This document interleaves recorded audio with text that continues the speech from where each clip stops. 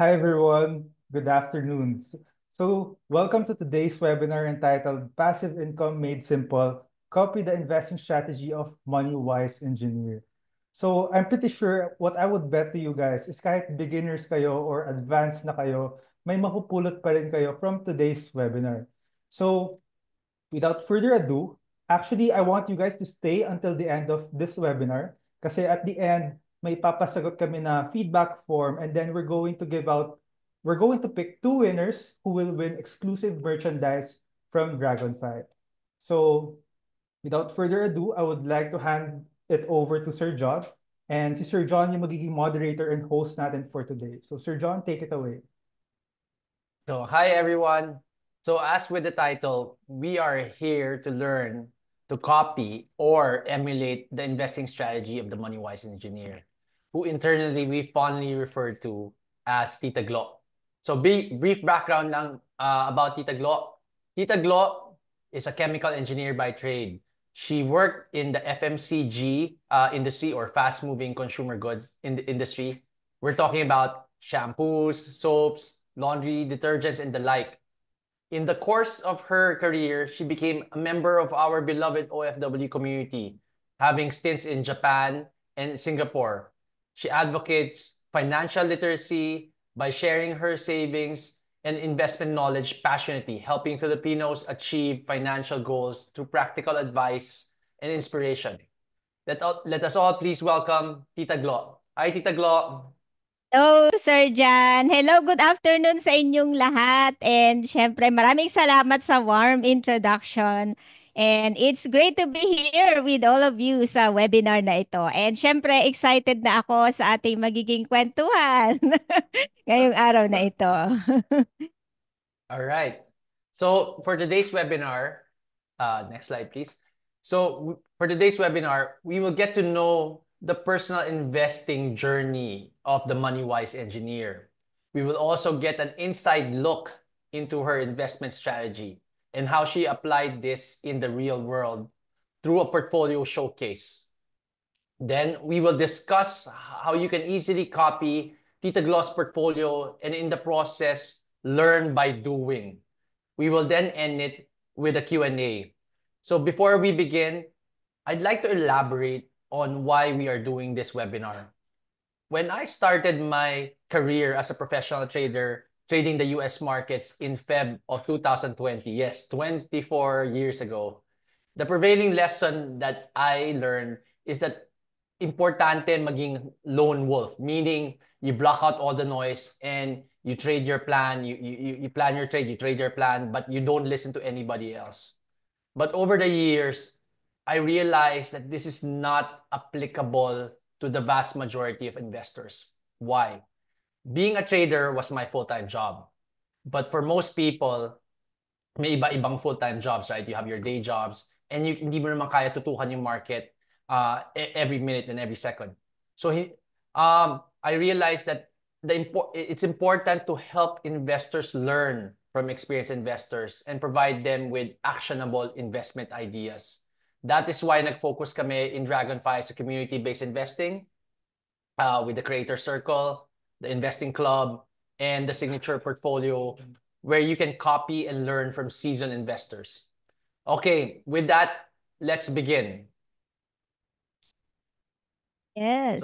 So Tita Glo, let's talk about your personal investing journey. Next slide, please. Can you tell us ano yung goals mo and dreams that made you start in your own investing journey? Yan. So, kagaya ng karamihan sa inyo, marami din ako mga goals and dreams sa buhay. And nag-start ako sa maliit na dream and then nag-evolve yung dream ko over the years. At ang biggest dream ko, I'm sure similar din sa biggest dream ng karamihan dito, is to achieve financial freedom and live a stress-free retirement life where I don't have to worry about money. And I have time freedom to do the things that I want to do. And gusto ko rin makita yung dalawang girls ko na makagraduate from university and mag-build ng kanilang successful careers at magkaroon ng sariling properties at sariling bahay where we can enjoy retirement, pa-relax-relax, and kumikita. So, maski walang ginagawa at maski natutulog, tuloy-tuloy ang pagkita. And I knew I had to start investing para yun matupad yung mga pangarap ko sa buhay. And next, ang sabi nga ni Lolo Warren Buffett, if you don't find a way to make money while you sleep, you will work until you die. And I'm sure karamihan sa atin dito, ayaw din naman nating magtrabaho hanggang uugod-ugod tayo. 'Di ba? Syempre gusto natin pag tayo tumanda, pa-relax-relax na lang. And then choice na lang yon kung gusto pa rin nating magtrabaho. Dahil gusto lang natin. Hindi yung dahil kailangan nating magtrabaho. And meron akong strategy na ginagamit. Ito yung 80-20 budgeting rule. So, dito sa budgeting rule na ito, yung nire-recommend to set aside at least 20% of your income for financial goals, for saving and investing for retirement. Ito yung tinatawag na pay yourself first kasi kailangan mong i-prioritize ang iyong financial goals. And then yung 80% will cover naman yung living expenses from essential needs to discretionary wants. So guide lang ito. Kung hindi mo kaya ng 20%, at least 10%. Basta importante meron kang mas-save. And mas maganda kung higher than 20% para mas mabilis mag-build ng financial wealth.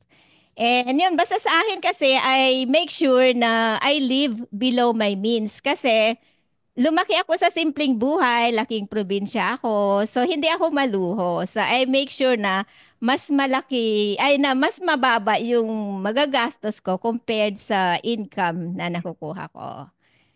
So, Yeah, yun. Tita Glo, I think sobrang important tong point mo about the 80-20 budgeting rule. Kasi karamihan, especially new investors, iniisip nila na one time lang sila mag-i-invest, tapos na, iiwan lang nila, set and forget. But in reality, di ba, para siyang process na dapat dagdag ka ng dagdag sa investment mo. Kasi that's how you really compound a bigger and bigger amount. Especially when nagsisimula ka pa lang, obviously, mas mababa pa yung sweldo mo. Pero this is yung parang as you evolve and as you grow as a professional, kailangan the more you deploy, the more capital you deploy to your investment. Di ba tama? Yes, tama yan, Sir John. I totally agree. Yep. So, Tita Glo, for our benefit, di ba? Ano yung naging first investment mo? First investment ko kasi, ano siya, tangible asset. Kasi nung time na yon, hindi pa uso yung REITs.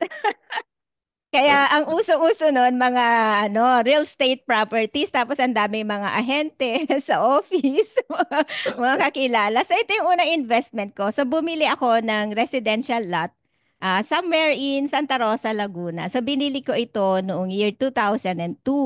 And yun nga, I'm happy to share na yung value nito talagang significant na yung appreciation niya. Kasi nung binili ko to, parang hindi pa masyadong develop yung Santa Rosa, 'di ba? So ngayon talagang dinidevelop na siya. So Yes. nag-appreciate na yung value. So malaking ano to sa akin, para sa akin. Malaking Yes. achievement ito. So finally. Actually, sobrang laking achievement nga yan, Tita Glo. Nag-go big and go Mm. home ka agad. Lupa Yeah. agad eh. Yes, naubos ang savings ko. Binili ko ng lupa. Nag-all in ako sa lupa. Pero obviously, di ba, Tita Glo, and the two of us, we know this kasi nakapag-start na tayo ng respective families natin, nagkaroon na tayo ng mga anak. As we grow older, nag-change yung priorities natin, di ba? So, Yes. can you tell us, paano nag-evolve yung investing behavior mo over time?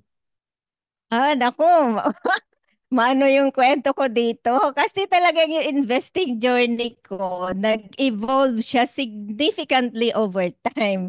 Kasi yung early investment ko, so I started working noong 1990. And it was a real challenge at that time kasi syempre limited financial knowledge ako. So ang alam ko lang mag-save ng money sa bank. Kasi yun lang yung natutunan ko sa aking parents. So ito lang yung alam kong option. at that time. And yung stock market noon, never heard para sa akin. Pero yung time na ito, naalala ko ang taas na interest rate ng mga bangko. Kasi sobrang taas din ng inflation rate. As in, naalala ko sobrang hirap ng buhay noon kasi parang sunod-sunod yung crisis. Hindi ko alam kung maalala nyo yung nagkaroon ng Gulf War. Yep. Tapos yung nagkaroon ng gasoline, ano ba yung crisis? Tapos nagkaroon ng financial crisis. Asian So, financial crisis, yun! 1998. Yep. Yun, so yung peso to dollar from 26 naging 40, di ba ganon? So, ramdam ko sa sobrang hirap ng buhay nung time na yon. Tapos walang internet in the early 90s, walang smartphones, online resources. So, Jurassic, so ang hirap. So, masasabi ko napakaswerte ng generation nyo ngayon kasi madali na eh. Diyan na lahat. Online na lahat. Tapos maaga kayong makakapag-start mag-invest. Unlike sa akin, as in super late na talaga akong nakapag-umpisa. And yun, nung pagdating ng New Millennium nung 2000, yung Y2K, dito na nagkaroon ng liwanag ang aking investing journey. Dito pa lang, nag-umpisa after a decade. So yun, nabanggit ko kanina, yung first investment ko, yung nakabili ako ng real estate property. And then, yun, 2003. So finally, nagkaroon na rin ako ng opportunity na mag-invest sa stock market through our company's international stock ownership plan. Pero nung time na yon, zero knowledge talaga ako about stocks, but I believed in the company. And I saw it as a way to grow my money compared to saving it lang sa bangko. And yun, 2010, ayun, ewan ko na addict yata ako sa pag-invest sa real estate properties. So bumili ulit ako ng additional properties. And from 2010 to 2018, yung portfolio ko, concentrated lang siya talaga 100% sa company shares. And yung aking yung turning point ko, yung sa next slide, year 2018. So ito na yung naging turning point ko kasi dito talaga ako naging mas seryoso na matuto about stock market investing kasi tumatanda na ako eh. Yeah. Super late na talaga ako. So, nag-enroll ako sa Value Investing College nung nasa Singapore pa lang ako kasi gusto ko ma-accelerate yung learning curve ko. And then, I started investing in the stock market. US muna, nauna ako mag-invest sa US. And 2019, nag-early retirement ako due to health reasons. And at that time, nakagraduate na rin yung dalawang girls ko. And pareho na rin silang working. So, wala na ang problema sa pagpapaaral. And then, I sold my company shares and nag-diversify ako to income-generating investments gaya ng MP2, corporate bonds, time deposits, preferred shares. Kasi kailangan ko ng passive income in addition doon sa rental income na nakukuha ko sa properties. And then I started investing na rin sa Philippine stock market. And initially, nag-try ako ng, short-term trading.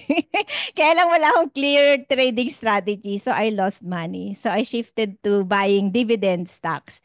And pagdating ng 2020, nagka-pandemic.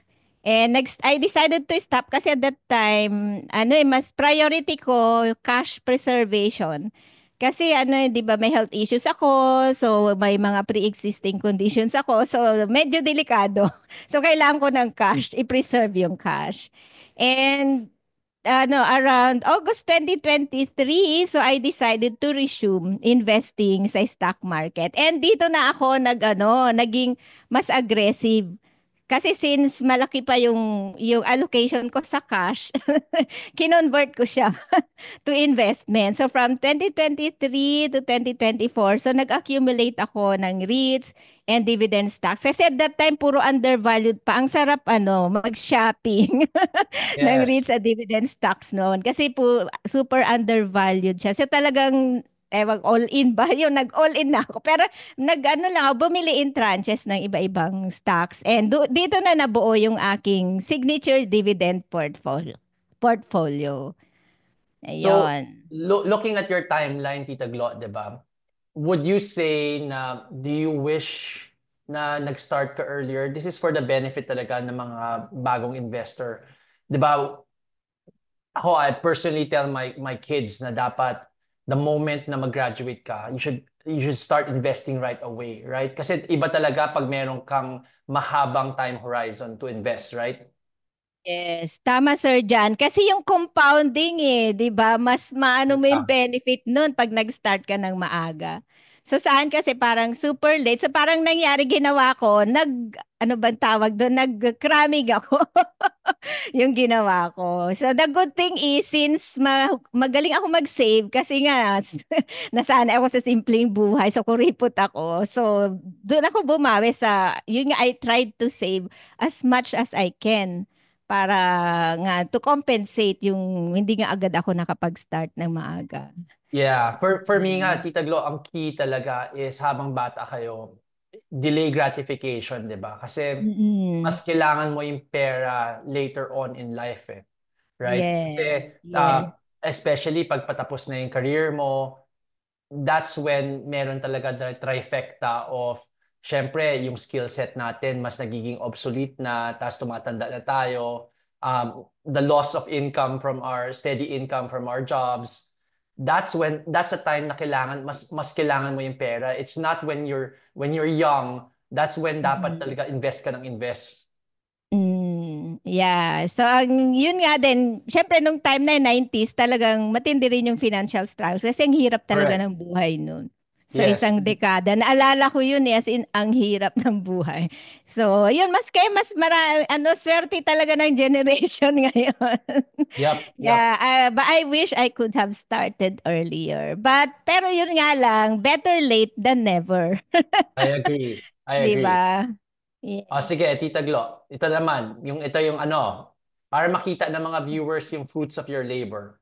How has your Mhm. portfolio grown over time? Okay. So, yun. So, gagamitin kong baseline dito yung 2018. Kasi dito talaga ako nag-start talaga ng DIY investing. Pero at that time, 83% ng portfolio ko ay yung company shares pa rin. Kasi working pa ako sa company noon. And then 17% sa US stocks kasi nag-start na akong mag-build ng US stock portfolio ko. And fast forward to 2025.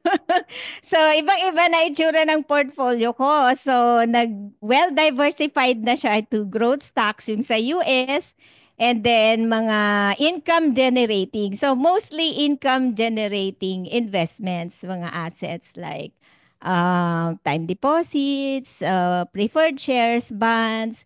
And yung sa composition, yung US stocks ko 23% and then yung dividend ko 27%. So sakto siya 50%. So balance yung portfolio ko 50% stocks and then 50% sa lower risk na income generating investment. Which is just right for me kasi retired na ako. So ito yung tamang balance. Yun. And yun, nag-grow ng 440% from 2018 to 2025. Kasi nung 2023 to 2024, naghabol talaga ako. Basta kung ano yung available cash, yung cash ko talagang in-all-in ko sa stocks, sa US and dividend stocks. Yan.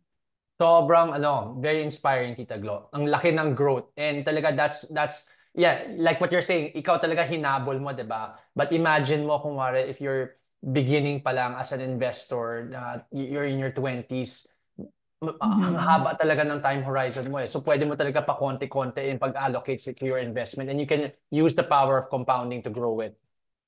Yes. Ang isa pa kasi naging advantage ko, since siyempre matagal din ako nag-work sa company, Yes. 'di ba nung umalis ako, nag-early retirement ako, parang pinalabas kasi I requested talaga kasi nga nagkakaroon ako ng health issues. Nabigyan ako ng separation package. So may nakuha pa akong money from the company, parang early retirement. So ginamit ko siya dito. Kaya ako nakahabol ng 2023 to 2024. Talagang binobomba ko yung portfolio ko habang undervalued pa at that time. So, Okay. yan. Okay, next. Ito, mas more exciting part na. Let's start Mhm. discussing na yung mo, investment strategy. that you employ. Ayan, strategy deep dive. Okay. Can you explain to us yung ano yung strategy and the approach that you use to creating a passive income portfolio? Yung approach ko to passive income, to passive investing is ano siya, simple, consistent, and long-term perspective talaga ako. So yung ngayon, yung portfolio ko ngayon is consist of diversified income generating assets. So simple lang kasi hindi niya kailangan ng constant monitoring. And minimal time commitment lang din ang kailangan. So I don't have to worry about checking my portfolio every day. Kasi hindi ko naman kailangan i-time the market kasi hindi naman ako nag-speculate. And yun, I keep a long-term perspective. So yung mga short-term market fluctuations, hindi ako affected. So hindi ako nagwo-worry pag nagkakaroon ng fluctuations. Pero kino-consider ko as opportunity to add more shares sa aking holdings. And next slide. Ayan. And I continue to provide regular contributions para sa aking buying power, and yung dividends na nakukuha ko, nire-reinvest ko kasi I want to continue to grow my dividend portfolio. And for the stocks and REITs, I do quarterly reviews para ma-ensure ko na strong performance pa rin yung mga stock picks ko. Yon. And for my signature portfolio, so yung investing strategy ko dito is a blend of value investing and dividend investing. So I invest sa mga solid companies that are undervalued pero merong strong financials and merong history of paying consistent dividends. So yung strategy na ito provides both long-term growth opportunity and steady passive income. So do you agree that you only buy, kasi looking at your strategy, diba? Do you agree that you only buy stocks when it's trading at a huge discount and it has a good dividend yield? Ang sagot ko, not necessarily. Kasi while yung huge discount and yun nga, good dividend yield are two factors na tinitignan ko, importante sa akin, yung company dapat strong ang kanyang fundamentals para ma-sustain niya yung pagbibigay ng dividends. Kasi yung a cheap stock even with high dividend yield, it's not always a good investment. Pag yung business niya, yung kanyang financials ay pumapangit na. So, pwedeng value trap lang siya. So, yun. Basta yung tatlong yan. Basta number one talaga, strong fundamentals. Yun. So ano yung criteria yung choosing stocks to invest in? Yan. Okay. So since nag-aral ako sa Value Investing College, so ginagamit ko yung PEACE framework. So ay strategy na natutunan ko sa Value Investing College. So very simple lang itong framework na ito kasi 5 key metrics lang yung titignan. So yung P stands for profitability. So I look at the earnings per share of the company. Tapos ang criteria dito is dapat consistently positive and growing yung EPS para masabing profitable ang company. And letter I, yung inflow of cash, I check yung operating cash flow. So, kailangan consistently positive din ang operating cash flow ng company. Kasi kung halimbawa, consistently positive yung earnings, pero yung operating cash flow niya negative. So, parang may something doon sa formula, di ba? May something doon sa company. So, parang hindi nagmamatch.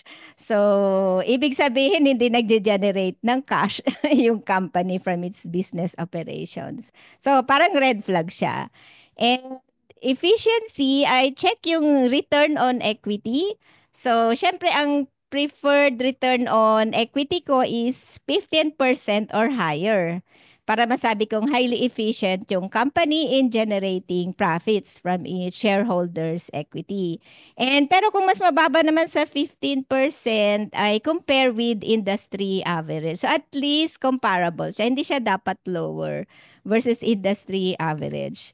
And yung C, kailangan conservative ang debt levels ng company.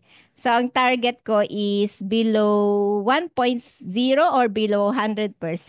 Although sometimes may mga industries kasi na capital intensive like mga utilities, telecoms. So, pwedeng lumampas ng 100%, but as long as below 200%, okay pa rin sa akin. And importante, syempre, yung economic mode. So, kailangan meron siyang wide and sustainable competitive advantage. So, kung pasado dito sa 5 key metrics na ito, then I'll move on to the next criteria. Kasi since I buy dividend stocks, I also check yung dividend payment history, growth history, at yung payout ratio para ma-ensure na sustainable yung mga dividends na hindi lang siya one time or baka biglang mag-dividend cut, yung mga ganon. And the last part is the valuation and risk management.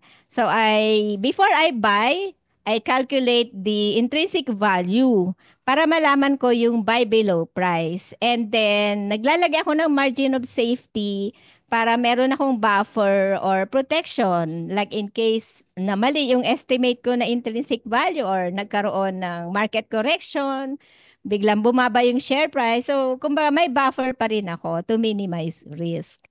So, yun. Ito yung criteria sa stocks. And then yung REITs kasi, since REITs, iba yung business model niya compared sa common stocks. So, minodify ko yung piece and then, ito naman yung criteria na gagamitin ko. Like for profitability, instead of earnings per share, I look at the revenue, EBITDA, and net income. And then sa inflow of cash, criteria, kailangan strong yung cash flows from operations. So yung FFO or AFFO. And efficiency, malalaman mo kung highly efficient yung management sa pag manage ng kanilang asset by yung high occupancy rate. So dapat mataas ang occupancy rate para continuous yung income. And conservative debt level, so same sa common stock. And sa economic mode, syempre kailangan high quality properties, merong portfolio diversification across property types, geography, or location. And most importantly, continuous yung portfolio growth through asset infusion. And sa dividend sustainability, same lang siya sa common stock. So, Yup. yun. So, Mhm. ang ganda eh. Ang ganda ng acronym eh. Basically, ang sinasabi ni Tita Glo, you want to pick stocks na may earnings power, na lumalaki ng lumalaki yung earnings. Ayaw mo yung nagsastagnate na yung growth or nagde-decline yung growth kasi that's really a red flag. You want something na malakas yung free cash flow niya because earnings is not equal to cash, right? Cash is not equal to earnings. Free cash flow is not equal to earnings. You might see a company that's making a lot of money pero yung pala halos lahat ng kinikita nila pinapasok nila ulit into the business wherein they're just spinning their wheels, right? Hindi siya nakaka-generate ng excess cash. You want to see great a company, yung management niya, great steward of capital, meaning magaling sila gumamit ng capital. That's why return on equity hinahanap ni Tita Glo yung above 15%. And you don't want na over-leverage yung company, meaning sobrang daming utang na, kumari, let's say, pumangit yung economy, matatamaan sila kasi hihina yung earnings sila pero they have to pay for interest expense na malaki. Economic mode, you want to see mga companies with sustainable competitive advantage. Usually, what you want to see is may monopoly power or oligopoly power na siya lang talaga sa field niya. Does that encapsulate it well, Tita Glo? Yes, Sir Jan. Very well said. Thank you for further elaborating. Yeah. Mm. So, actually buying, 'di ba? Most of the time madali mag-buying. Pero Mm. I found na during my investing career, ang pinakamahirap actually is the selling part eh. Whether it's taking a profit or cutting your losses, ito yung mahirap eh. So, what's your framework for making a selling decision? Napakagandang tanong yan, Sir Jan. Sa totoo lang, dyan din ako hirap na hirap sa pagbibenta. When to sell, ang hirap. So, pero yung sa akin, meron akong framework na fina-follow. So, natutunan ko din yung iba dito sa Value Investing College, pero yung iba, syempre, dinagdag ko na lang. So, yun ang unang-una, pag yung fundamentals niya ay deteriorating. So, pumapangit na ang performance, bumababa yung earnings, pataas ng pataas yung utang, at yung decision ng management ay medyo concerning na. So, red flag ito para sa akin. So, I might consider selling na hindi ako magdadalawang isip. And yung pangalawa ito, dividend issues. So, pag na-cut yung dividend or sinuspend, red flag na to para sa akin because it can signal na merong potential trouble dun sa company. So, baka Actually, nagkakaroon ng financial. sobrang laking red flag yan, Tita Glo. Kasi Hmm? yan yung last thing na gusto gawin ng company eh. They understand na pag kinat nila yung dividends or sinuspend nila yung dividends, usually babagsak yung stock, di ba? So iniiwasan talaga nila at all costs. So when you see a company na binababaan na yung dividends, it's a big, big red flag. So, sell na kaagad yun. Hindi na Yes, magdadalawang it's isip. actually an automatic sell. Oo, shoot first, ask questions later. Yes, tama. And yun, yung pangatlo, yung overvaluation. Although dito, ang hirap din kasi kung magbebenta na ba.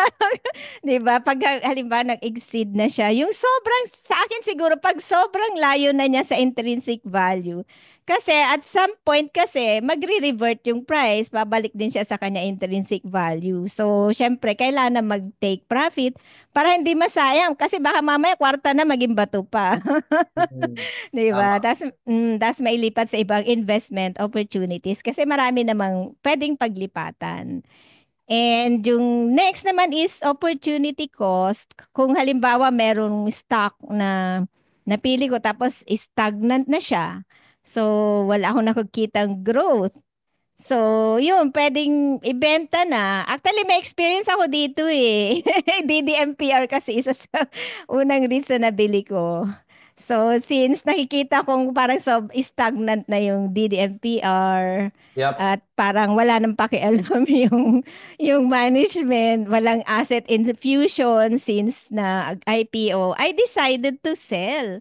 And nagano ako, actually nag-cut loss. Although konti lang yung loss ko kasi kumita naman ako sa dividends. And nailipat ko sa mas magandang stock like yung AP kasi nung time na yon yung avoid is power, bumagsak yung stock. So nilipat ko siya doon. O so ngayon then taas na ng ano. So hindi na sayang, hindi nagkamali yung decision ko. Nailipat sa better investment opportunity. At Mm-mm. yung next naman, yung liquidity needs. For example, nagkaroon ng emergency, ganon. So, yung personal circumstances may require selling some of the stocks. Yan. So, Ako ito. Yan. may mga ma-add ako dito, Tita Glo. Eh. Let's say, for example, Mm. overvaluation, di ba? Actually, kung Mhm. we're talking about PSE stocks, Mhm. since puro brick and mortar tas traditional businesses, mas madali mag-spot ng overvaluation eh. Kumpara sa, for example, we're investing in, let's say sa US, the two of us, we invest in the US too. When you have a growth Mhm. stock na technology, tech play, yun yung Mhm. mas mahirap eh. Kasi what's overvalued can become even more overvalued.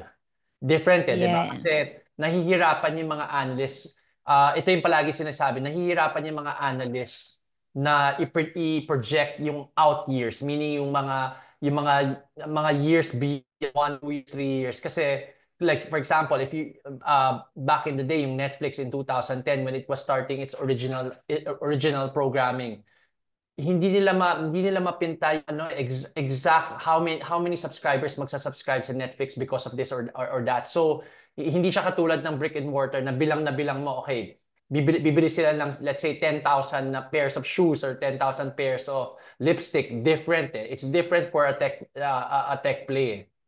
Tapos I love yung comment mo about opportunity cost. Kasi usually kung let's say if you're talking about a dividend stock, 'di ba? Kung if you can find a stock na the same yung yield. Kung may nakita ka ibang stock na kung mayroon kang hawak ngayon na stock na yung dividend yield niya is 7%, may nahanap ka ibang 7%, but that company is actually growing faster than the other company. usually that you can shift out of the existing company to the other. Thus, conversely, if you can find a similarly fast-growing dividend payer, tapos but yung yield niya mas mataas, you can also shift out of that. Yan yung with regards to opportunity cost. I just wanted to add that. Yes, thank you, Sir Jan, for Uh, adding that.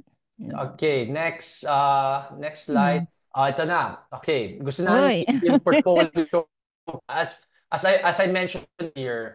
Siyempre, 'di ba, from theory to practice. Ito na makikita na natin yung portfolio ni Tita Glo. Tara! So, can you show us yung snapshot of your current portfolio? Sure, papakita ko. Ayan. Okay, so color-coded siya. Explain ko muna para mas madaling masundan. Okay, yung REITs, to yung nasa blue na shade.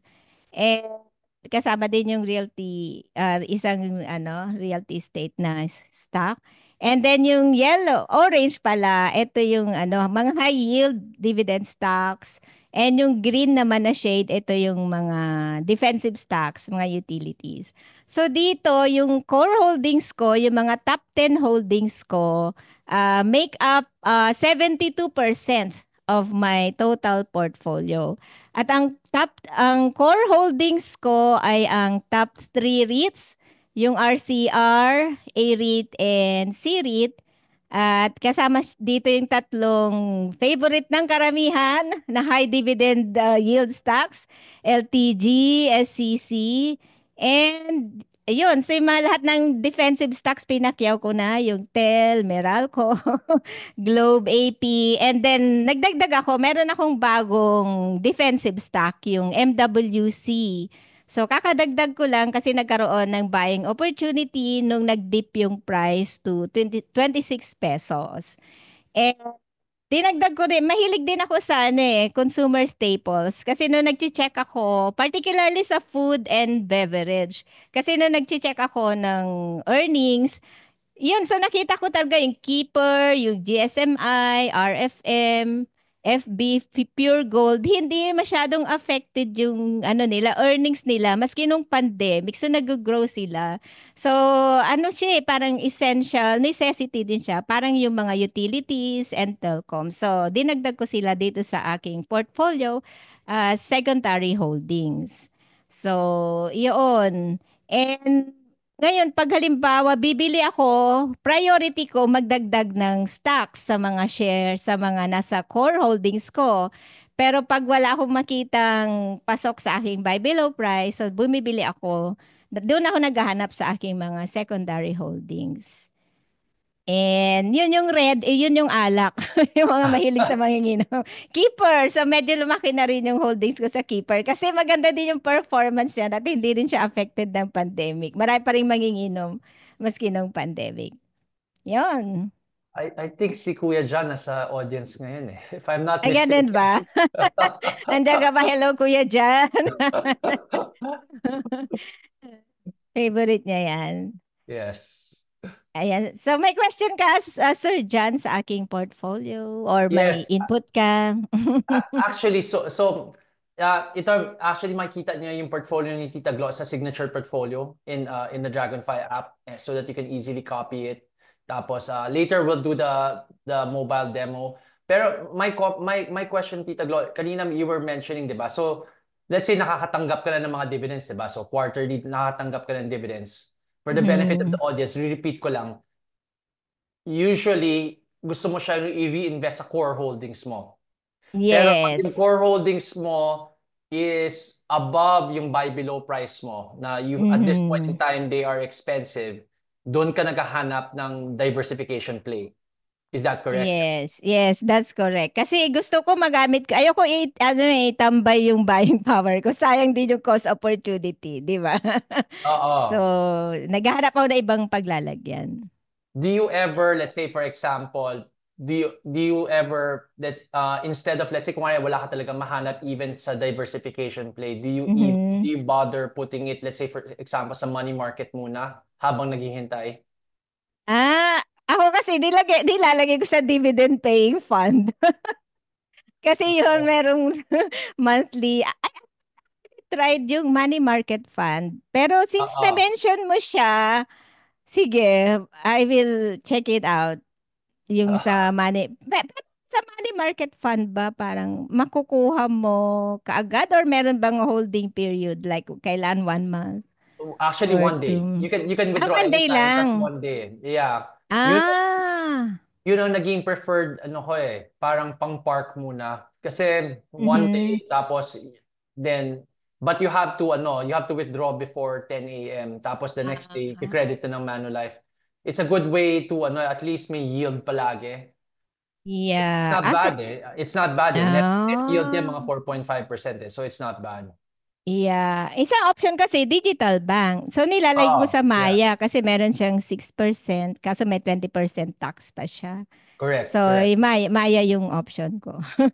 Pero, Oo. yeah, gusto ko ding i-try na mention mo yung money market. Yes. So, Check out the sige. money market. Thank you, Oo. Sir Jan. Okay, next slide. Okay. So, pwede mo kami i-walk through like let's say a particular stock para bigyan ng real world example yung audience. Yeah, sure. So let me walk you through. So dito sa stock ko, Meralco, kasi isa din to sa mga favorite stocks at kauna-unahang dividend stock na nabili ko noong 2019. Okay, so isahin natin sa PEACE criteria, profitability. So Meralco demonstrated consistently positive EPS, tapos growing din yung kanyang EPS and meron siyang annual growth rate of 9% over the past 8 years. So, P, pasado siya. And then, so I, inflow of cash, meron din siyang consistently positive operating cash flow. And then, meron siyang annual growth rate of 10% sa operating cash flow over the past 8 years. So, very good din siya dito sa pasado. And efficiency, ang kanyang return on equity ay mataas, above my target. So, nasa 25.4% siya, which is higher than yung industry average na 11.6%. So, thumbs up uli, pasado. And yung kanyang debt to equity ratio is 51% despite Meralco being capital intensive. So, nakip niya yung DE ratio niya at 51%. Very good. So, thumbs up ulit. And in terms of economic mode, yun nga, yung na-mention mo kanina, Meralco has a monopoly on electric distribution sa Metro Manila and nearby provinces. And it's an essential service nature siya. So regardless of the economic conditions, gagamit tayo ng kuryente. So Yeah. yun, sa pasado siya sa peace framework, peace criteria. Actually, Yeah. I'd like to add Tita Glo, yung ROE talaga, return on equity, it's a very good shortcut. Palagi nga sinasabi sa amin ng mga professors namin before yung sa University of Chicago na it ang hirap i-maintain a high ROE for a prolonged stretch of time. Pero pag may nakikita ka na isang company na ang taas ng ROE year in and year out, it usually means na may economic moat talaga. Na talagang either monopoly talaga, may monopoly power or oligopoly power. Thank you, Sir Jan, for adding that.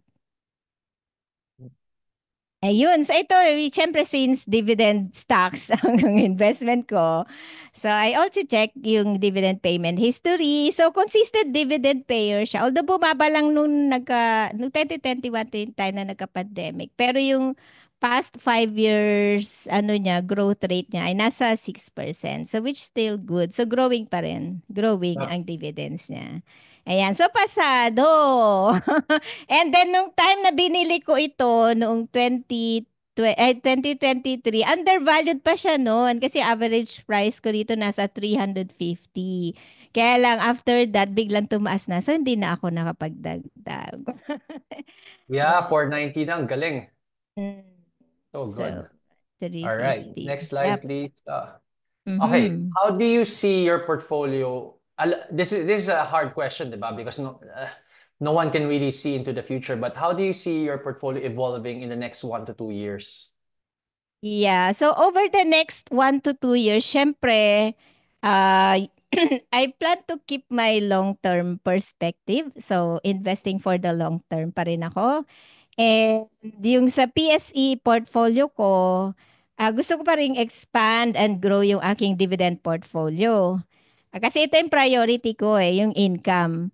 And ayun, so nag-start na rin kasi ako mag-build ng aking growth portfolio. So ito yung inspired by by strategic growth portfolio ng Dragonfly. So nag-allocate ako ng maliit lang muna, mga 10% siguro ng total PSE allocation ko. And I follow yung yung strategic growth portfolio ng Dragonfly. So So lagi ako does nakaabang. that mean nahuli mo yung PX? Yeah, actually hindi ko nahuli yung PX kasi Ah.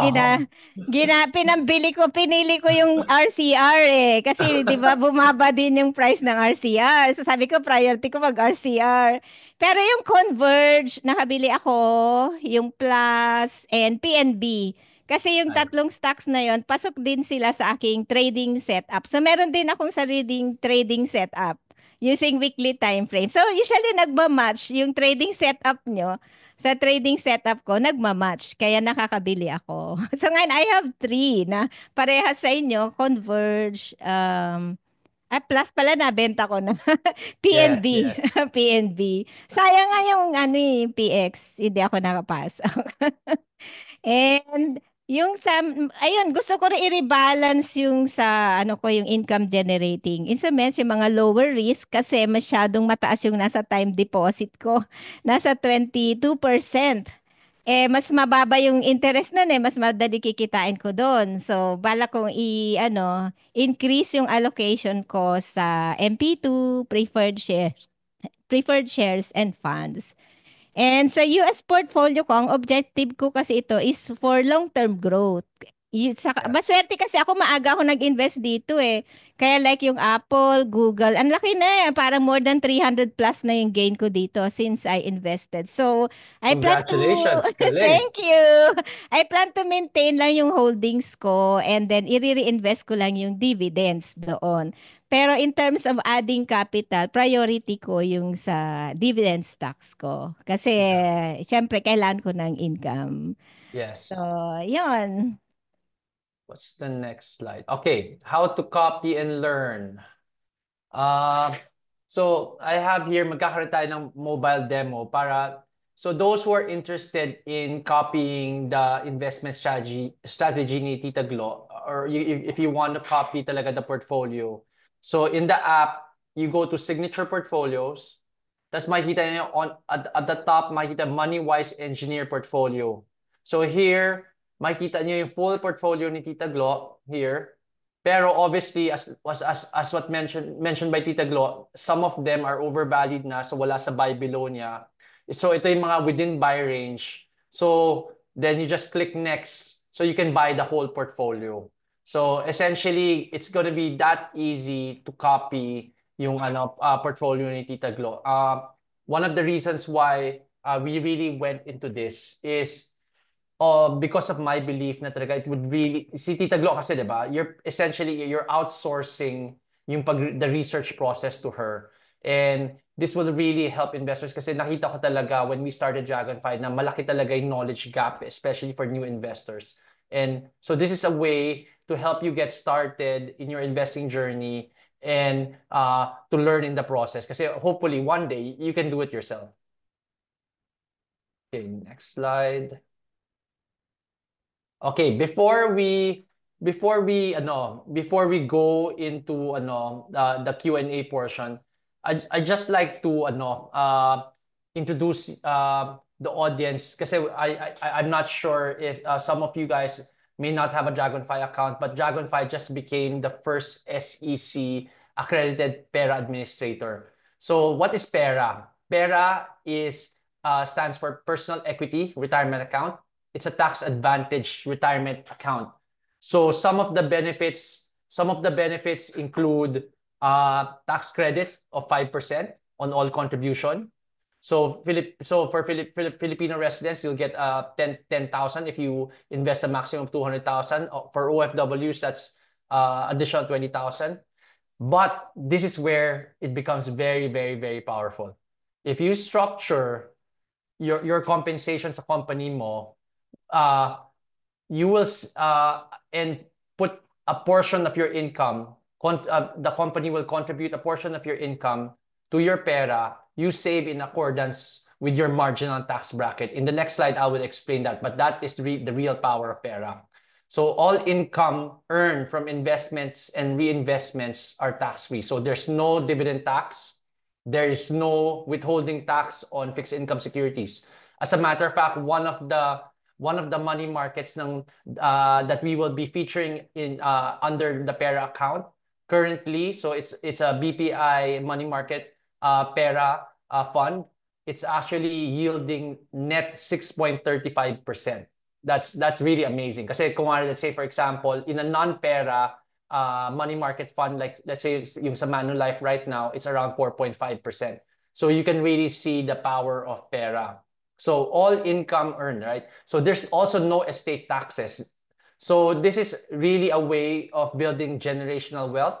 So you can pass on your pera assets to your beneficiary, let's say your son and your daughter, with no estate taxes, and it's not part of bankruptcy or insolvency proceedings, so it's really protected. Next slide, please. So let me give you an example. So for example, this is the contribution, right? So this is the BIR withholding tax table. So let's say you look at the compensation range, right? Let's say nasa between 33,000 a month to 66,000 a month ka, you are actually taxed at 20%. So there's a 20% marginal tax range ka. If you contribute the maximum amount to your pera, you save 40,000 pesos worth of taxes. If the company structures your compensation na they are the ones contributing to pera, meaning 16,666.67 cents per month nilalagay nila sa pera mo, you save 40,000. But look, pag umabot ka na sa 25% tax bracket, you are saving 50,000 pesos. So the moment you put it in your pera, lamang na yung investments nyo by 25%. So on and so forth. Tapos pag nasa 30%, you're talking about the 60,000 peso tax savings and 70,000 tax savings when you're in the 35% tax bracket.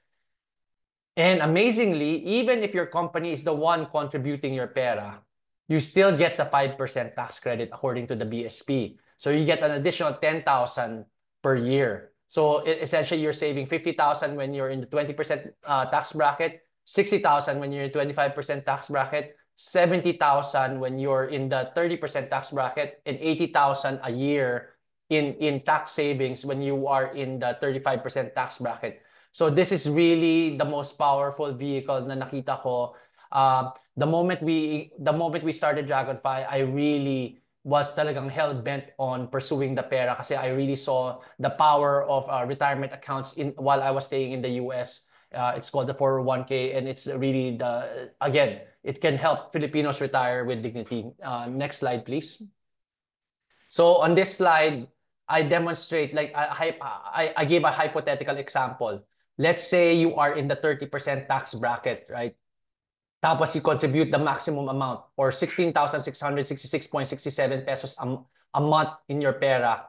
Tapos versus you take the gross amount post-tax. So hindi mo na save yung 60,000, you have 140,000 annually, and you put that into your pera. You put 11,666.66 cents per month. Since hindi siya tax advantage, it has dividend tax, mas mababa yung return mo. Let's say 5% lang. Remember, I was talking about earlier na in pera, we have a money market with BPI na 6.35%. So 6% is not hard to reach at current levels, okay? If you keep on doing this over 40 years, keep contributing to your pera, after 40 years, you will have 30.95 million, assuming a compounded annual growth rate of 6%.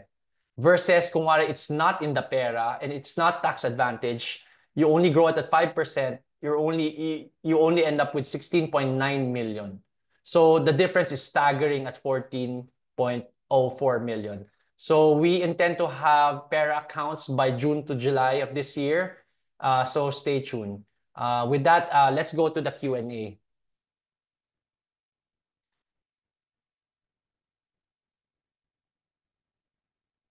Okay, first question. I'm trying to build my wealth through dividend investing. Would you recommend me to invest in real estate as well? When is the right time to do this? Ideal portfolio mix. Tita Glo, ikaw first. Mahirap eh. Ikaw first. Oh, Tita Glo, we can't hear you. Are you muted? You're muted.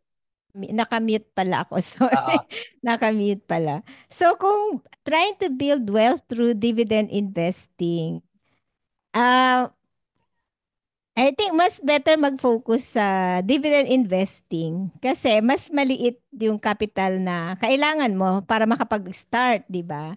Kasi kung magre-real estate, real estate kasi malaki yung ano yung capital na kailangan at mas mahirap siyang ibenta, 'di ba? correct. So hindi siya ganoon ka-liquid. And Correct. when is the right time to do this? The right time to do this is now. So, ganun. Start as early as you can. Yeah. So ako, this is what I tell my kids all the time. Nag-change na talaga yung dynamics eh. Nagmahal na talaga yung ano eh, price ng real estate, Tita Glo. Nag-change eh. It's changed over the past 20, 30 years.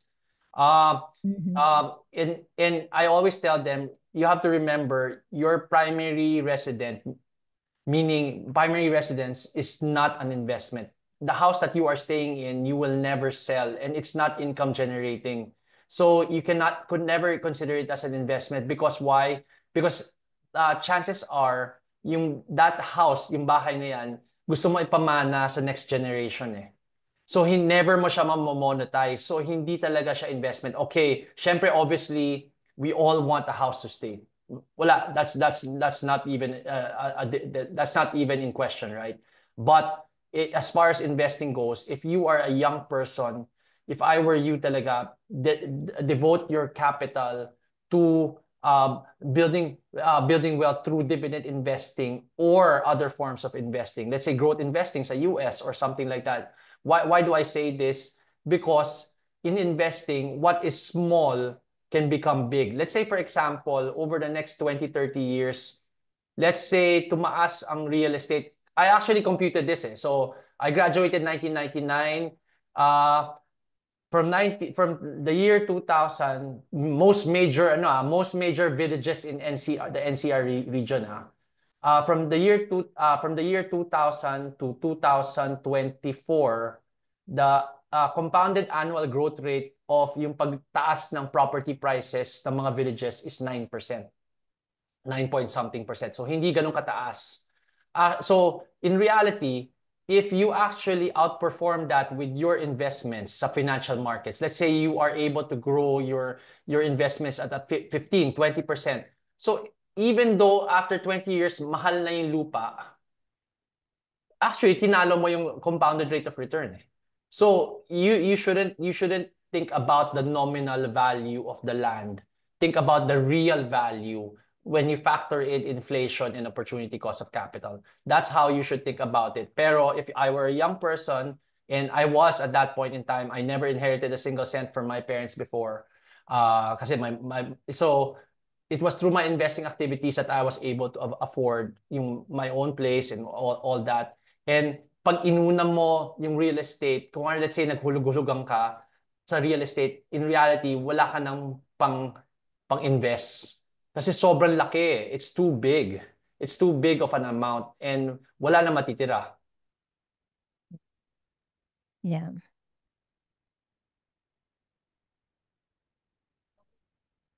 Okay, Tita Glo. They actually Ah, want to hear from you. They don't want to hear from me. So ikaw na lang. then, yeah, actually marami pa akong savings sa bank. Kasi yung 'di ba galing ako Singapore, meron Yeah. pa rin akong savings doon eh. Kaya lang, although hindi siya nagge-generate ng income, pero since Singapore dollar siya, tumataas yung value through yung forex, foreign exchange. Kasi nung iniwan ko yung pera ko doon noong 2019, ang 100 Singapore dollars para ay ano nga ba yun? Parang 35 pesos yung exchange rate. So sa ngayon, pag nagte-transfer ako online, nasa 44 pesos na. So tumataas din yung value. Unlike yung dito sa bank, sa Philippines. Dito, malit lang sa bank ko sa Philippines.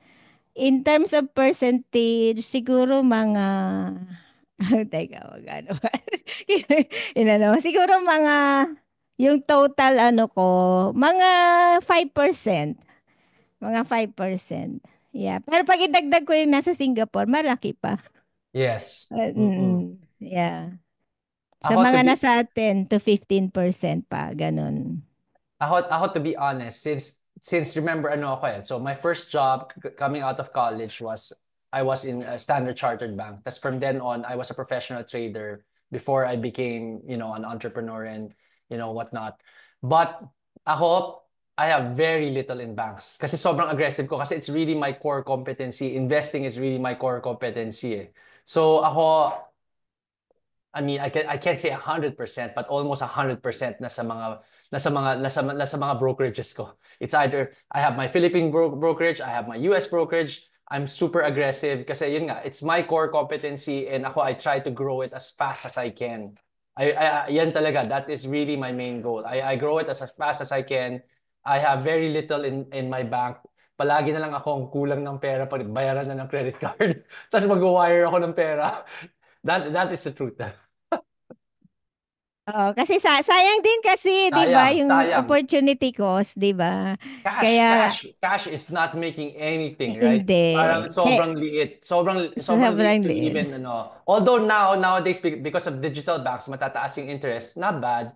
And as I said, the Mhm. other alternative is money market. Money market 4.5% a year. Not bad as well. Thus you Mhm. can withdraw anytime. Yeah, that's it. Gayahin kita. Wag. And then mas kasi ako more on the conservative Yes. ako kaya malaki pa rin yung cash na allocation ko. Hindi, Kasi ewan ko tama yun eh. depende din siguro sa age. Kasi kung bata pa nga siya, yung pwede kanyang gayahin, Sir Jan. Kung bata pa si Exactly. oo. Exactly. So si Chef age-based investing Tita Glo kaya tama talaga eh. Like I'm 47 so nagdumpa ako na pwede pa akong mag talagang Oh. swing for the fences 'di ba? But Oh. as you are closer to retirement, dapat nagiging mas income like exactly saying. That's really a main tenet of investing talaga. Nag-change talaga 'di ba? The rule of 110. So 110 minus your age, dapat yan na lang ang portion na nasa stocks. The rest dapat Mhm. mas more fixed income or income-like na. Yes, and maximum 50%. Or do you think, like in my age, Sir Jan, pwede ko pa ba Yes. increase up to 60% yung stock allocation ko? Anong K- opinion, no? Kasi Tita Glo, the issue is when they made all the rules, before nga, di ba, it was the rule of 100. Tapos naging the rule of 110, Mhm. di ba? When Mhm. they made all those rules, yung life expectancy natin mas mababa pa eh. But ngayon we are living longer and longer. Kaya kailangan mas may growth component na rin talaga eh. Dapat usually ngayon nakikita ko the right strategy is parang fina-force feed mo. Meaning ko is always ginagamit mo lang. Let's say for example, 'di ba? Let's say, yung sinasabi mo, Tita Glo, na meron kang 40% sa fixed income, tas 60%, let's say, for example, nasa stocks pa rin, whether it's dividend stocks or mga growth stocks mo, right? Mhm. Yung 40% lang yung palagi ginagalaw mo for your daily expenses. Yeah. Kasi, Yes. kasi the reason for that is yung 60%, yan yung kicker mo eh. Kasi, if you're living longer tapos you want to outpace inflation, yung 60% yung kicker mo eh. But kung wala nagiging overweight siya, let's say for example, nagkaroon ng sobrang malakas na bull market, like let's say nagkaroon ng sobrang lakas na bull market na from 40-60 naging to, let's say gawin na natin 30-70, dapat i-rebalance mo. You sell the 10%, you put that into fixed income. So, ganon. That's how it should be played. Tapos, Mhm. basta you always draw from the fixed income portion. Hindi mo Mhm. binibenta. You should not be selling your stock to fund your life expenses. Yan talaga. That is how retirement, mga financial advisors actually, that's how they structure yung mga investments ng mga people na yung close to or beyond the retirement age. Yeah, kasi ang worry ko kaya ako nag-ano din sa stocks. Kaya dinamihan ko kasi like yung fixed na income instrument generating MP2 ginagastos ko yung interest or Correct. dividends. And yung capital ko, syempre since wala namang opportunity for capital appreciation, bababa yung value. Correct. So yung Exactly. pang-balance ko talaga yung sa stocks. At least yung stocks meron siyang potential for capital appreciation. So pang-balance siya. Basta ang important lang, Tita Glo, is the rebalancing eh. As I said, Oo. let's say, because maganda yung market, let's say tumaas, let's say, for example, yung mga US stocks natin, the past 2 years, di ba, ang laki ng tinaas, di ba? You sell a portion of that to rebalance para maging 60-40 ka ulit, maging something like that. Always. That's how you always sell high, buy low, sell high, buy low, sell high, buy low. Kasi you're rebalancing. Yes. Thank you, Sir Okay. Jan. No, it's okay. We're learning from each other all the time. So ano to? Ano po ba ang tamang way after mo mag-sell ng stock? When ka po bibili ulit? Hintay mo pa ba ang bumaba ulit ang value ng stock bago ka bumili? You want to take this, Tita Glo, first?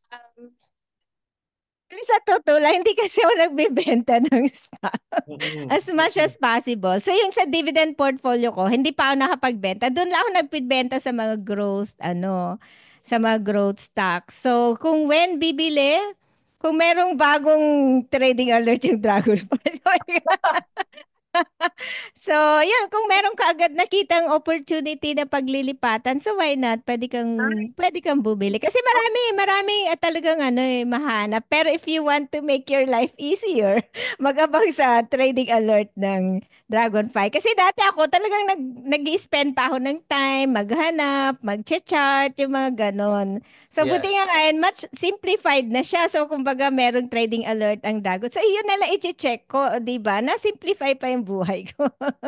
Ayun. So, hihintayin po mo pa na bumaba ang value ng stock bago ka bumili. Kasi ako, talagang bumibili ako pag pumapasok siya sa buy below price ko. Correct. Hindi ako naghahabol. Pag mataas na yung price, hindi ko nahahabulin. Kaya nga yung MWC, matagal ko nang gustong bumili nun. Hindi ko siya hinabol. Sinantay ko talaga. So, talagang patience is a virtue. Patience. Actually, palagi ko sinasabi, di ba, hindi mo kailangan magmadali to invest. Kailangan sobrang compelling yung investment na siya yung pumipilit sa'yo. So, okay, this is me. Meron akong 3 strategies towards dividend stocks, okay? Pag dividend growth stock, na sobrang gusto ko talaga nag-grow pa yung dividends niya. Like example, yung sinabi ni Tita Glo, yung MWC. Binili namin yan sa investing club, the Dragonfly Investing Club, na if you join that, makikita mo yung mga trade alerts ko before we buy and sell anything and the research behind it, diba? We bought MWC around 18.9. So yung tumaas siya to 30, yung tumaas siya the other day to 30.8, ginawa ko, since pareho kay Tita Glo, I want to keep on building a passive income strategy and I want to hold for the long term. Ang ginawa ko is I sold, you call this, you trade around a core position. So out of the one, kumari, you have 100 shares, gawin mo, benta mo 30%. So 30 shares, binenta ko sa 30.80. Tapos, my intention was, pag bumaba yan ulit, kasi I'm just taking advantage, kasi I believe na sobrang laki ng run-up from 18 pesos umabot ng 30 point something. Binenta ko 30 shares, pero my intention was to always buy back the 30 shares once bumaba siya ulit. Kasi, di ba, I'm here for the long term eh. So, yung 70% it's still, kasi maganda yung cost basis ko eh. So, there. The second way is, kumare, meron naman dividends na hindi siya nag-grow. Let's say, I'll give an example, PLDT, telephone. Very stable yung growth ng PLDT. I mean, not growth pala. Very stable yung dividends niya, pero it's not growing. What I try to do is I try to trade the range. Range bound siya eh. Pag tumataas, bibenta mo. Pag bumababa, bibilin mo. Kasi different siya eh. Yung MWC, lumalaki yung dividends. Kaya pwede mong hawakan. Yung PLDT, parang stable lang, benta mo. The third one is if it's a commodity related commodity-related play, mga SCC or mga gold play, yon, what I do is I try to take advantage. Kung wari alam ko lalaki yung dividends niya for this year, you buy ahead of the dividends like 2 months, 3 months ahead of dividend X date. Pag tinulak yung stock, then you sell it. Kasi I don't believe in commodities as an investment. I believe commodities, rental lang yan. Rental assets lang yan. Okay, sorry. Minimotion sa akin ng team na next question. Okay, next question. Question to. For you yan, for you. Okay. Oh, I started with US stock market. So, kaya ako nag-start doon kasi yung for long-term growth. And actually, hindi ako nag-shift sa PSE. So, nag-diversify ako sa PSE. So, meron pa rin akong stock investment. And then, yung main purpose ko kasi sa PSE, yung dividend investing. Kasi since as a retiree, priority ko yung kailangan ko ng passive income. So, mag-generate ng passive income. Kasi yung sa US stock, kasi hindi naman ako nagbibenta tapos yung dividend stocks, hindi ko kinukuha. Saka maliit lang yung kasi may tax, di ba, sa dividend stocks doon. So unlike sa PSE na 10% lang yung tax ng mga dividend stocks natin. So mas malaki yung makukuha ko. And Correct. at the same time, since bumibili ako pag undervalued, so nandoon pa rin yung growth opportunity. So meron pa rin capital appreciation, potential capital appreciation, not only the dividends.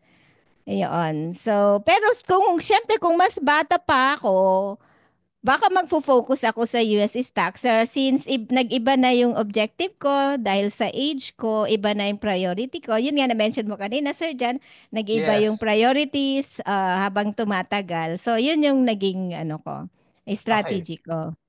Ako, Hmm. I'll add quickly lang kasi alam ko yung team namin palagi ako minomotion na. But I'll add quickly kasi this is very important eh. So, I attended the University of Chicago, yung mga professors namin doon, lahat puro mga Nobel Prize winners like sila Eugene Fama and all that.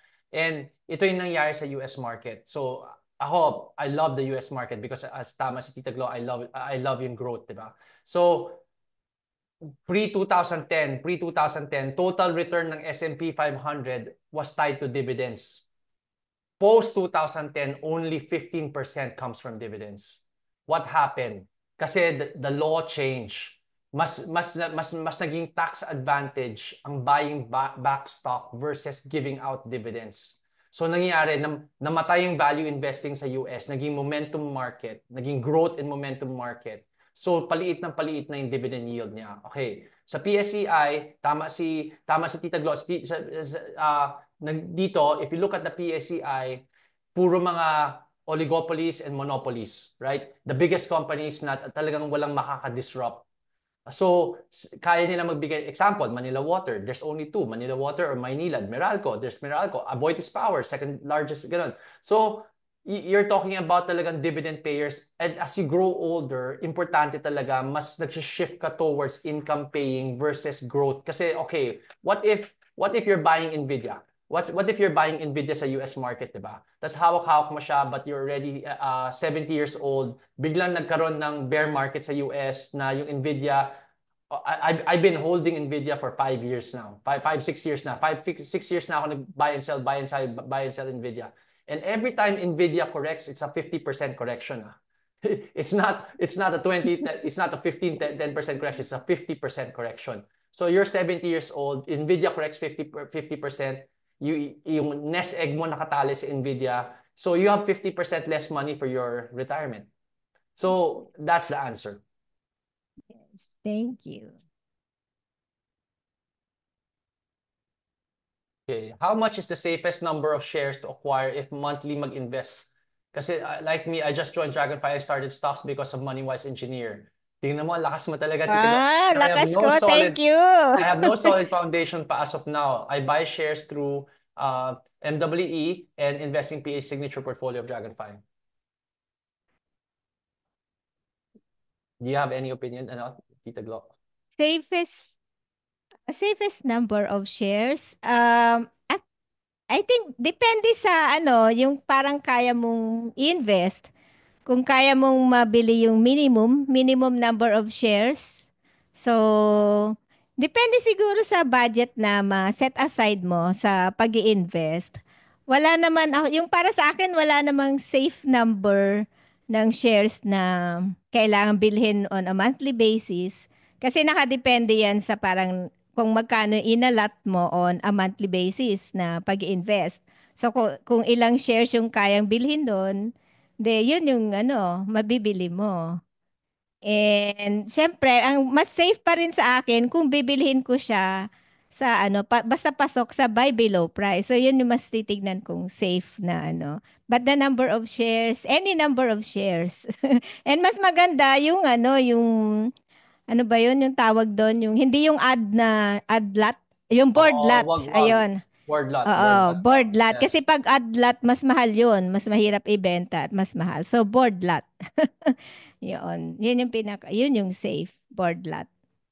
For me, kasi sumusunod naman kayo kay Tita Glo, sa kay Mike of Investing PH, may buy below sila palagi. So, safe yon because, binilang na talaga nila yung intrinsic value ng company. Tapos they're really dividend investors. Secondly, yung palagi sinasabi ng mga retirement experts, in your 20s, you want to invest at least 10%. 10% of your income towards investing. By the time you reach your 30s, kasi lumalaki na yung income mo, you want to invest at least 15%. Kasi kailangan talaga humabol ka talaga before, talaga, it's really important na talagang by retirement age, you really have that financial capacity to retire well. Okay, next. Nope, zero. No extra fees. Right? Right, Tito Glo? Free. No, free. It's no extra fees. No, so what will happen with Pera is ito gagawin ko I will hindi actual demo, gagawin ko na para quick and dirty. I'm gonna open my Dragonfly account right now. So what will happen with Pera, Dragonfly, I'm not sure if you can see this. So Dragonfly, next time we will have multiple accounts, diba? So you can open multiple accounts na single login. When you sign on with your Face ID, you will have multiple accounts. Pag click mo dito, you can have you and your mom, you and your husband, you and your son for ITF. Tapos pwede one of those can be a Pera account. So mangyayari, you will tell your HR, yung in-explain ko, you tell your HR na, by the way, we will be presenting to mga HR of corporate HR. So next time, if you guys can reach out, actually marami na nag-iiwan sa Facebook Messenger namin. Please speak to our HR. Please speak to our HR. Within 1 month, we're preparing all the decks para to present to the HR para to help people open Pera accounts. And that is important kasi actually it's zero cost to your company. Walang cost. Absolutely zero cost to your company. The employees will benefit kasi you will have the tax advantage. Para siyang para siyang de minimis. Yung mga rice allowance, 'di ba? Hindi siya na-tax. So your Pera is parang ganon. You can credit it directly to your Dragonfly account and you control it. You can buy and sell anything you want within the Pera. So within the Pera, ang pwede is PSEI 30, DIVY index, saka mga REITs. Tapos lahat mga funds kasi we're going to be onboarding maraming mga funds like yung mga sinasabi ko mga BPI Pera funds. That way may choice talaga kayo and it's really I really feel na nalugi nga kami ni Tita Glo. We wish na 20-30 years ago meron ng Pera. Kasi this would have been a big deal. It's a big deal. Imagine nyo, instead of paying the government the taxes, you are paying yourself. Yan. Sayang din ako abot. Oo nga eh. Actually, Malapit hindi. na maging senior. Yeah, kasi Tita Glo, actually pwede ka maglagay sa Pera so you will still have the dividend. Wala nang mawawala yung dividends mo, 'di ba? Kasi by the way, you can transfer existing dividend stocks to your Pera account. So hindi mo kailangan maglabas ng additional pera. Tapos pag nilipat mo na siya sa Pera account mo, wala nang dividend tax. The 10% dividend tax goes away. So pwede ka pa rin, Tita Glo. The only disadvantage na nangyari sa'yo is you're no longer working for a company na kaya mo That's kunin right. yung kaya mo kunin yung 25% tax deduction, 30% tax deduction. So how can I open a Pera account? It's just like opening a Dragonfly account. So sa Dragonfly account, you can open an account in as little as 15 minutes. Fund and open your account in as little as 15 minutes. So it's going to be the same way. We're the only broker in the country approved for eKYC. So it's very, very fast lang. As I mentioned, by June, July, we will have multiple accounts. Then it's just opening a Dragonfly account. Tapos you can create a Pera account. It's going to be very, very fast and simple. Is it only Pera UITFs? Okay, sorry, binabasa ko yung question ni Greg pero meron pang question na, Tita Glo, between the two, ano po mas prefer niyo for long-term gains for retirement? Yan. ALFM Global Multi-Asset. Syempre, I prefer yung REITs kasi wala siyang annual fees. Exactly. And higher ang ano niya, ang dividend ng mga REITs. And yun, makakasave ka sa annual fees. So, better pa rin yung REITs. Exactly. I agree. Alam mo, a lot of people quote palagi sinasabi nila, oh, it's mas okay sa funds kasi palagi nila ginagamit as an example is yung US market, 'di ba? Na yung S&P 500, nag-ETF sila, 'di ba? Pero sa Philippines wala tayong ganun eh. Saka mas kaya mo talunin yung PSEI with dividend investing eh. 'Di ba, Tita Glo?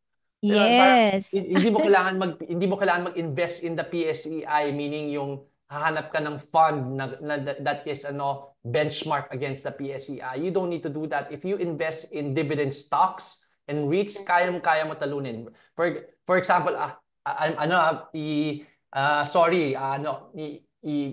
tawag ito, pagyayabang ko lang yung dividend harvest strategy ng Dragonfly. Last year, the dividend harvest strategy was up to almost 24%, diba? Versus the PSAI that was, I don't know, it was down. I forgot the exact number na down yung PSAI. I think it was down 5%, something like that. That's this year, the dividend harvest strategy is already up almost 11%. So, and that's pure dividend investing. And kaya mo talaga talunin yung PSEI. Yeah, naalala ko kasi nung bago ako, nung newbie, 2019 yun, bumili ako ng mutual fund, tracking yung PSEI. Nalugi ako. Yeah. Nalulugi ako sa annual fees, kaya ginawa ko nag-cut loss ako. Nilipat ko sa SCC, dinabawi ko.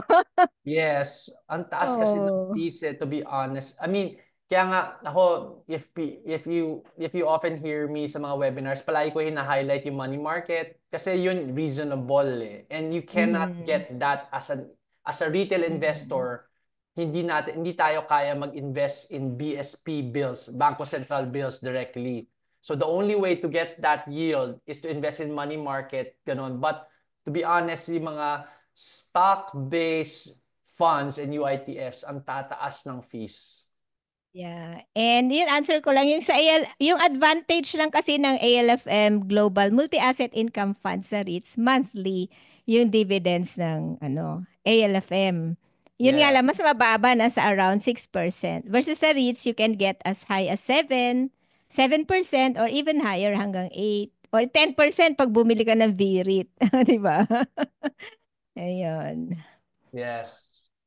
Actually, yes. Oy, di kina. Si Sir Jan yun. Yes. Yun.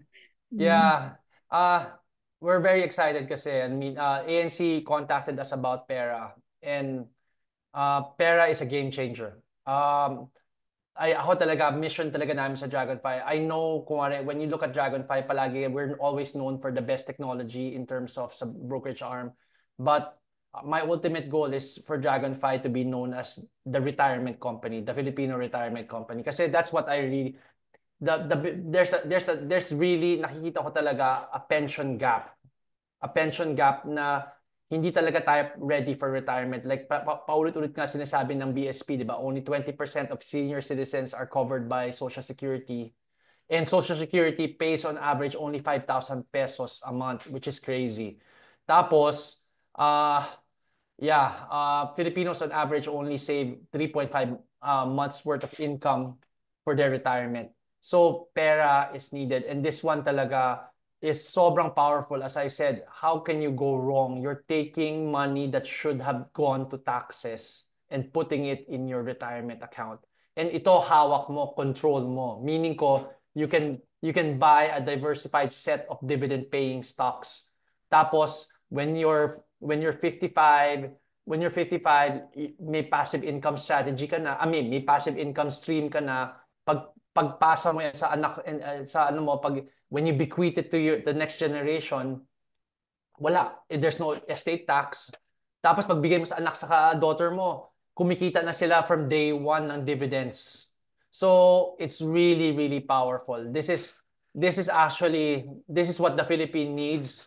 It should have been here.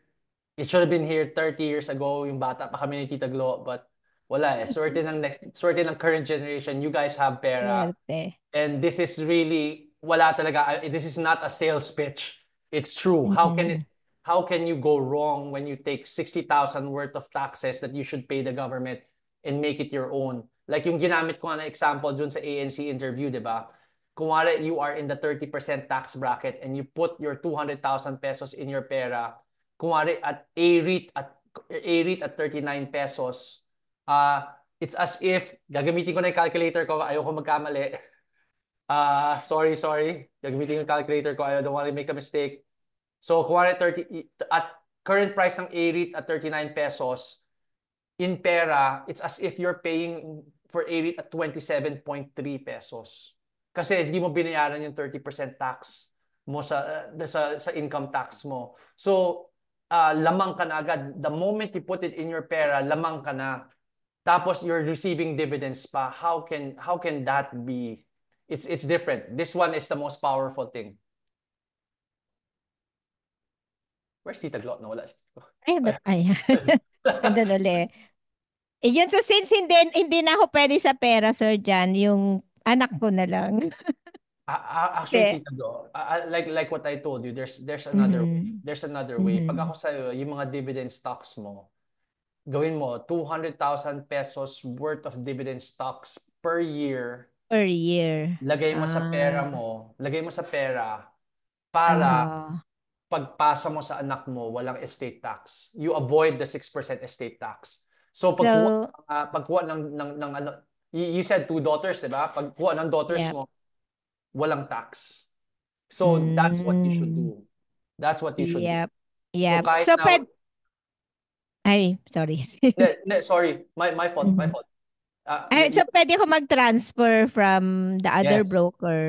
Ililipat ko lang sa Dragonfly. Oo, you don't need to, hindi mo na kailangan maglabas ng additional money. You just use your current dividend stocks, you put it in a new pera account, and that's it. Tapos yung dividends mo, wala ng tax. You take away the 10% dividend tax. So, malaki pa rin, okay pa rin. But again, ang nawala sa'yo, Tita Glo, and sa akin, wala tayo yung income tax savings.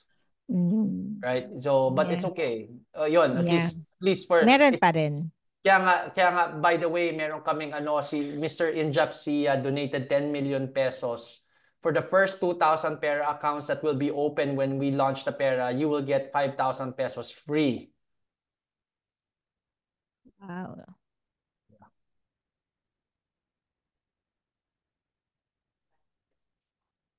Any more questions, guys?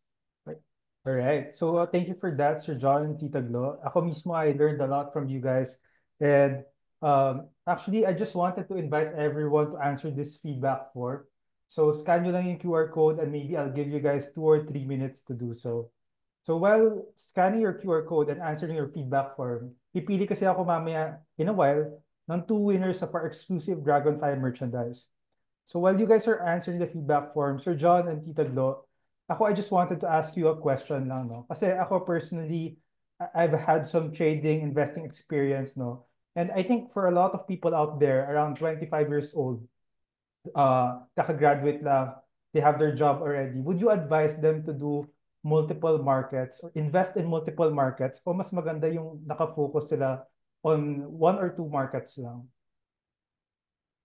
Ako, multiple, always. Kasi, yung dapat wag ka mag-form fit eh. Use the strategy that is best suited for that particular market. Example, US, growth and disruptive technology. Focus ka doon. Philippines, as I mentioned, mas malakas siya in dividend investing. So, focus ka doon. So, if you have multiple markets, meron ka multiple buckets, right? Isa is an income bucket like ginagawa ni Tita Glo right now. And when you're young, you want to be in disruptive technologies like yung mga Nvidia and all that. So, para talagang, yan yung kicker mo, diba? To grow. But, yun, ako multiple markets. Yeah, same din sa akin. Kasi iba yung ano eh. Yung experience ko kasi like nung nag-start ako mag-invest sa US stocks, hindi ko binabantay. Halimbawa, bumili ako ng Apple, Amazon, Google. Yes. Yun na yun. Hindi na ako nagbabantay kasi tumataas na siya ng tumataas. Hindi rin ako nagtitake profit. Tapos magugulat na lang, oh, ang laki na ng gain ko. Yun. Sa Yes. pang-growth siya talaga. So yung nga, as you mentioned nga, yung sa dividend stock sa Philippines, sa income and potential growth. Pero pag growth talaga ang gusto mo, yun, depende pa rin sa objective mo. Kung gusto mo talaga ng growth, US stocks. Mas malaki, mas mabilis ang growth doon. Lalo kung bata-bata ka pa. Yes. Yan. Thank you, Tita Glo, and thank you, Sir John.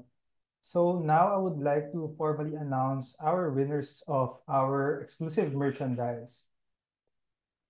Drum roll, please. All right. So congratulations to Jeremiah Nataba and Roma Aguila. So we'll keep in touch with you guys, and then we'll inform you on how you could claim your prize.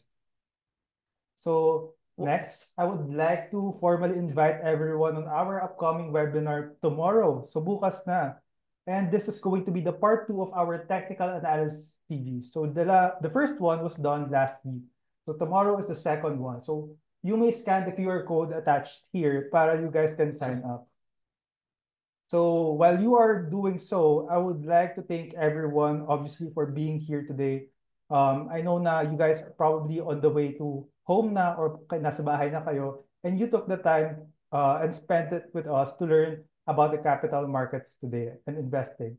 So Sir John and Tita Glo, any final last words to our audience? Ako may final last word ako, Tita Glo, pauna. Kasi may nakita ako ditong question and I'm very sad na hindi namin ma-answer lahat ng questions. But Aaron, can you keep all the questions tapos I can respond to them via email? Definitely. Kaya ba yun? Yes. So may nagtanong lang, Tita Glo, I'm 56 years old, pwede ba mag-invest? Dito mo makikita yung power ng pera, okay? Actually, kanina nag-usap kami ni Tita Glo nito eh. Actually, for older people like Tita Glo and myself, na ako, magpo-48 na ako, malapit na mag-55. Peter here is 56. The great thing is, sa pera, once you're 55, you can withdraw without penalty, di ba? Pero kailangan may 5 years worth of contribution ka. Pag ako sa mga nasa 50 years old na, maximize niyo yung pera. Why? Kasi imagine mo parang this is the way you can para makahabol ka sa retirement mo. Example, kung wala let's say from age 50 to 65, nasa 30% tax bracket ka, lagay ka ng lagay sa pera, tapos kung ayaw mo magsugal, lagay mo lang sa money market para 6% lang, di ba? Imagine mo, even without the money market, sa 15 years na yun, sa kakalagay mo sa pera, makaka-save ka 900,000 pesos worth of taxes. Nakahabol ka for your retirement. Kaya nga pala ko sinasabi, pera is the most powerful vehicle that we have for retirement. 900,000 pesos of free money galing sa government. How is that possible, di ba? Tapos, hindi ko na binilang yung 6%. So, that's the way. Kung may edad ka na like, nasa 50s ka na like, I will be turning 50 soon, but there. Okay, that's me. Yan na lang yung last word ko. Yung sa akin kasi start as early as you can kasi yun yung naging regret ko kasi hindi ako nakapag-start earlier. So, naghabol ako. Pero yun nga, sabi nga nila, 'di ba, the best thing to plant a tree 3 was 20 years ago. And the next best thing is now. So, better late than never. Oo. Pero kung makakapag-start ka as early as possible, then much, much better. So you can experience the power of compounding sa yung Yep. investment. Yeah. Remember, Yun. 200,000 pesos a year, 6% per year gets you Mm. 30 million pesos. That is crazy. Wow, crazy. Crazy 30 numbers. million That is pesos. crazy, right? And I'm talking about 6%. What if you can go 7, 8, and exponential yan, diba? The difference of 1% is huge over 40 years. So, kailangan 25 years old, mag-start na sila. Ganun ba, Actually, Sir John? the moment they graduate, tapon sila ng tapon. Kasi So, just, kailangan oo. start na. It's like, ipon ka na ng ipon, invest. Wala. Dapat, you have a single-minded effort. Single-minded ka talaga na, kasi Mhm. this is really, you can really blow Mhm. this up, diba? Parang you're talking Mhm. about, and I'm just talking about 6%. Mhm. Yeah. And long-term perspective, very important yon. And patience. Patience is a virtue. Yep. Ayan. Yun. Okay, so thanks everyone. Thank you, Sir John and Tita Glo. By the way, I would like to correct myself earlier. For the two winners, Jeremiah and Roma Aguila, please message Dragonfly on Facebook and to connect with us so we could give your prize to you. Thank you. So thanks everyone for Hey, coming. Have a thank good night. you. Thank you so Thank much. Thank you, Aaron. Thank you, you. Tita Glo. Thank you, Thank everyone, you, for attending. Aaron. Thank Thank Bye. you. Maraming you. salamat sa Bye. inyo. God bless. Bye-bye. Bye. God bless. Thank you. Bye-bye. Bye-bye.